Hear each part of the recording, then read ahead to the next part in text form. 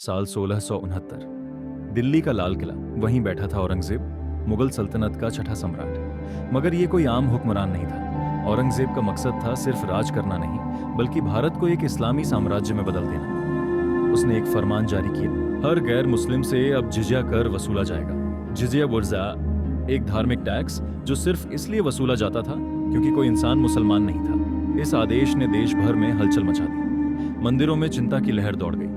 हिंदू व्यापारी, किसान, साधु सब डरे हुए थे। परंतु एक भूमि थी जो कभी झुकी नहीं, मेवाड़। और वहां के शासक थे राणा राज सिंह। जब मेवाड़ पहुंचा मुगल संदेशवाहक, उसके हाथ में था शाही आदेश। दरबार में चुप्पी छा गई। मुगल दूत बोला, बादशाह औरंगजेब का हुक्म है, आपके राज्य के सभी गैर मुस्लिम अब से जिजिया कर देंगे। जो नहीं देगा उसे सजा मिलेगी। सभी दरबारी एक दूसरे की ओर देखने लगे। राणा राज सिंह ने उठकर कहा, मेवाड़ महाराणा प्रताप की धरती है। हमने अकबर का सिर झुकाया था और अब हम औरंगजेब से डरें। पूरे दरबार में गूंज उठा उनका स्वर, हम जिजिया नहीं देंगे, हम अपने आत्मसम्मान का सौदा नहीं करेंगे। ये केवल एक उत्तर नहीं था, ये एक घोषणा थी, एक युद्ध की, एक विचारधारा की। दिल्ली में जब यह जवाब पहुंचा, औरंगजेब का चेहरा लाल हो गया। एक छोटा सा राजा मेरे आदेश को ठुकरा रहा है? उसने आदेश दिया, मेवाड़ पर हमला करो, उन्हें कुचल दो, जला दो, मिटा दो। सैकड़ों किलोमीटर लंबी सेना भेजी गई। तोपें, हाथी, घुड़सवार, सब कुछ तैयार था। मेवाड़ में संकट छा गया। मंत्री बोले, महाराज क्या हम झुक जाएं, जिजिया देकर प्रजा को बचा लें? राणा बोले, हमारे पूर्वजों ने किले खोए पर आत्मा नहीं बेची। हम अपनी रगों में दौड़ते रक्त से ये भूमि बचाएंगे। राज्य भर में संदेश भेजा गया, हर नागरिक योद्धा बनेगा। यह धर्म युद्ध है। किसान अपनी हल छोड़कर तलवार उठाने लगे। महिलाएं अपने गहने देकर सेनाओं के लिए अन्न और अस्त्र जुटाने लगी। बच्चे तक युद्ध का अभ्यास करने लगे। पूरा मेवाड़ अब एक युद्ध भूमि बन गया था। राणा ने रणनीति बनवाई, सीधी टक्कर नहीं, गुरिल्ला युद्ध होगा।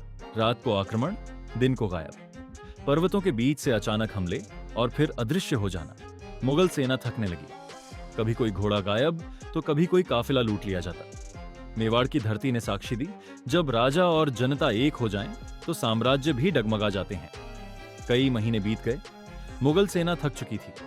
तोपों का बारूद खत्म, सैनिकों का जोश टूट चुका था और अंत में औरंगजेब की सेना पीछे हट गई। मेवाड़ फिर से आजाद था। राणा राज सिंह ने केवल युद्ध नहीं जीता, बल्कि एक विचारधारा को पराजित किया। उन्होंने दिखाया कि धर्म और आत्मसम्मान की रक्षा किसी शस्त्र से नहीं, बल्कि हिम्मत और एकता से होती है।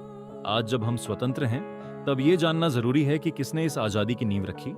राणा राज सिंह वो नाम है जिसे इतिहास ने उतनी पहचान नहीं दी जितनी दी जानी चाहिए। पर मेवाड़ की हवाओं में आज भी उनका नाम गूंजता है। जब कोई अन्याय होता है, जब कोई धर्म पर हमला करता है, तब वो प्रेरणा बनकर उभरते हैं। उनका जीवन हमें सिखाता है कि किसी भी सत्ता से बड़ा होता है एक इंसान का आत्मसम्मान।